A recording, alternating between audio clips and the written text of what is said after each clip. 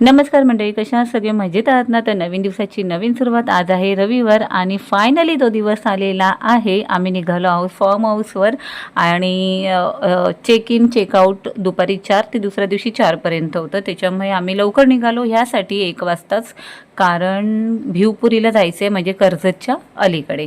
तर आणि आज रविवार आहे, मेगा ब्लॉक ऑब्वियसली असणारच. त्याच्यामुळे मुलं आहेत, तेवढ्याच बॅगा आहेत आणि आम्ही सगळे फुल एन्जॉय करत निघालेलो आहोत विथ फॅमिली. तर ट्रेनमध्ये थोडी मस्ती झाली इकडून तिकडून, म्हणजे जेंट्सच्या डब्यात, लेडीजच्या डब्यात. पण काय झालं माहीत आहे, प्रत्येक माणसाची प्रत्येक बॅगा होत्या. म्हणजे आम्ही 17 का 18 जण होतो, म्हणजे मुलं धरली ना तर 21 जण होतो आम्ही. तर एवढे जण होतो. शेवटी आला भिवपुरी स्टेशन. आम्ही एवढे खुश झालो ना. जातानाचा प्रवास एवढा काय वाटला नाही, पण येतानाचा प्रवास खूप विचित्र झाला. तोही तुम्हाला मी व्लॉगमध्ये शेअर करेन, पण गर्दी होती ना त्याच्यामुळे ते व्हिडिओ मी केली नव्हती. तर फायनली आम्ही ज्या डेस्टिनेशनला यायचं होतं तिथे आलेलो आहोत.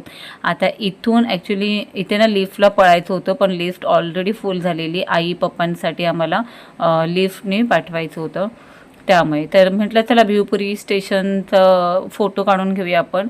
म्हणून आम्ही थोडं असं पॉईंट बघतो जिथे सगळे बसतील आणि एकत्र ग्रुप फोटो येईल. तर शेवटी स्टेशनचं नाव आणि माझी पूर्ण फॅमिली असं मस्त एक व्हिडिओ केलेली आहे. आणि एवढ्या बॅगा होत्या बघा. आता इथून ना पटकन घाई करायची नव्हती. भिवपुरीला स्टेशनला वरती आलो. बाकीचे बंटी जरा खाली जाऊन पाण्याची बॉटल आणले थंडगार सगळ्यांना प्यायला. सगळ्यांची एक्साइटमेंट खूप होती, का तर त्यांना ॲक्च्युली ना आता मुंबईमध्ये काय कुठेच पाऊस पडत नाही आहे आणि टेम्परेचर सध्या वाढलेलं आहे. गरमी एवढी आहे ना, त्याच्यामुळे जो तो बाहेर जायचंच बघू असतो. तर आम्ही फायनली ठरवलंच आणि निघालो. तर इथे खाली उतरल्यावर आम्ही 2 ओमनी बुक केलेल्या होत्या, तर त्या यायची वाट बघवतो. हे बघा, इथून सरळ चालत जायचं आहे.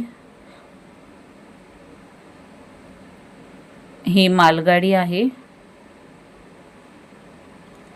आता ही ऑइलची आहे का कसली आहे माहिती नाही आहे.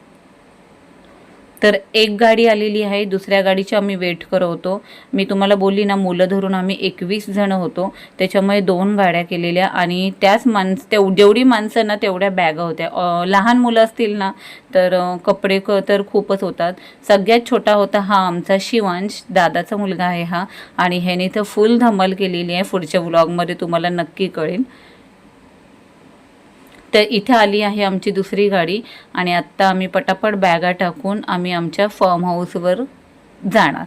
तर तुम्हाला सांगू, थोडंसं ना बदलापूर, अंबरनाथ असं गेलं ना तर क्लायमेटमध्ये थोडंसं अगदी फरक जाणवला. म्हणजे जी गरमी जाणवती ना तिथे थोडीशी थंडावा वाटत होता. त्यामुळे थोडं रिलॅक्स झालो. म्हणजे एवढ्या बॅगा होत्या, एवढी मुलं होती ना आमच्याबरोबर, तरी आम्ही एवढं थकल्यासारखं झालं नाही आहे.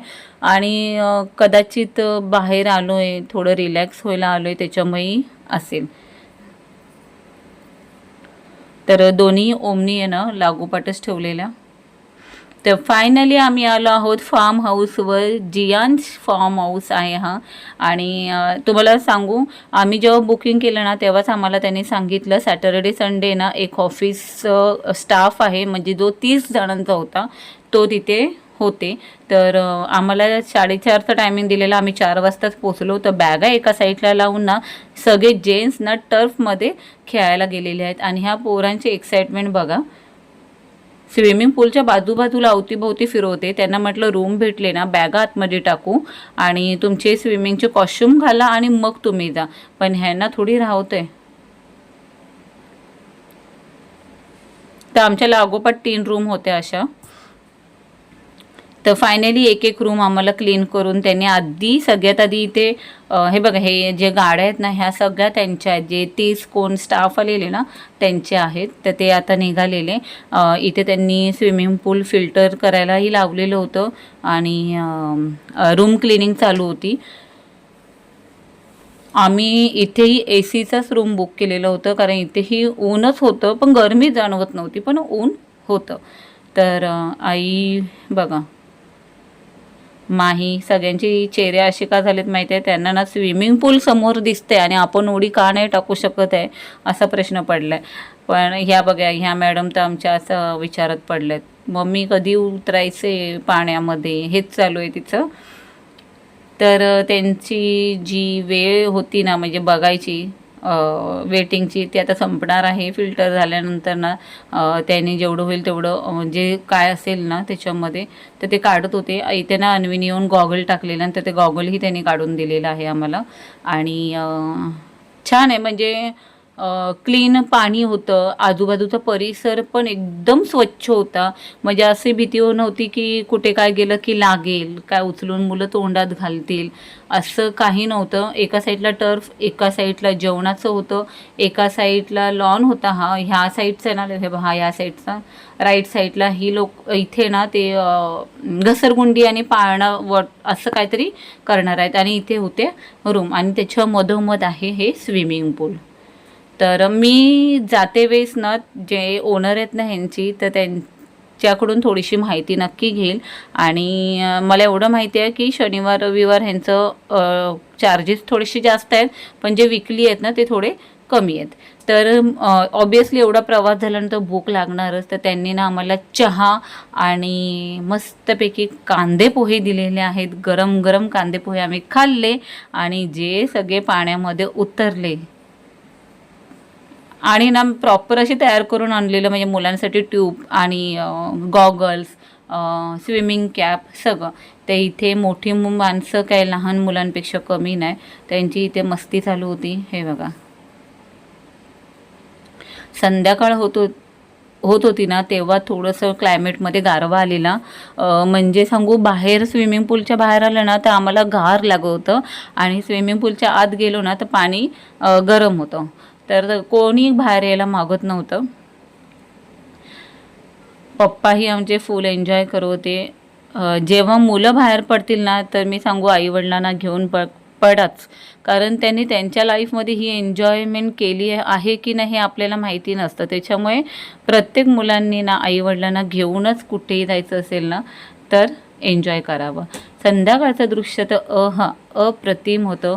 क्लाउड्स आलेले होते, असं वाटलं आम्हाला मस्तपैकी पाऊस पडेल, पण पाऊस पडलेला नाही आहे. पण संध्याकाळ जी सुंदर वाटत होती ना, अप्रतिम वाटत होती. हे बघा, असं नाही आहे की कुठे माती लागेल पायाला, चिखल लागेल आणि तसंच आपण स्विमिंग पूलमध्ये उतरू किंवा रूममध्ये जाऊ, असं अजिबात नाही. आम्ही गेलो ना तेव्हापासून रूमच्या बाहेर जशी चप्पल काढली ना तशी चप्पल आम्ही अजिबात घातली नाही आहे. कुठेच फिरताना पायाला माती लागणार नाही का काही लागणार नाही असं त्यांनी अरेंजमेंट केलेली होती.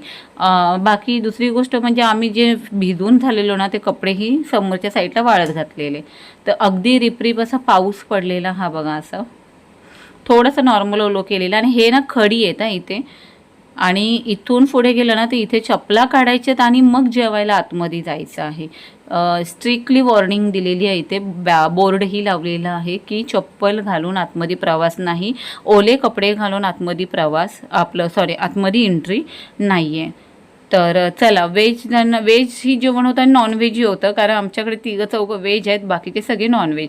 तर इथं सॅलड होतं, भाकरी होती, चिकनचं ग्रेव्ही होतं आणि सुक्कं चिकन होतं. आणि एक सांगू, अप्रतिम एक नंबर चिकन होतं. मला खूप आवडलं. कदाचित आम्हाला आमच्या हातचं खायचं कंटाळा आला असं प्रत्येक लेडीजला होतं. आणि इथे स्वामींचं दर्शनही झालेलं आहे. आणि हे बघा, आईच्या जेवणामध्ये व्हेज भाजी आहे, कोबीची भाजी आहे, भाकरी आहे, सॅलड आहे, जिलेबी आहे आणि हे नॉनव्हेजमध्ये जेवण आहे. तर जेवण तर अफाट होतं. तर चला, ही व्हिडिओ इथेच थांबवते. व्हिडिओ आवडली असेल तर व्हिडिओला लाईक करा, शेअर करा, सबस्क्राईब करा आणि पुढचा ब्लॉग बघायला तयार राहा. बाय.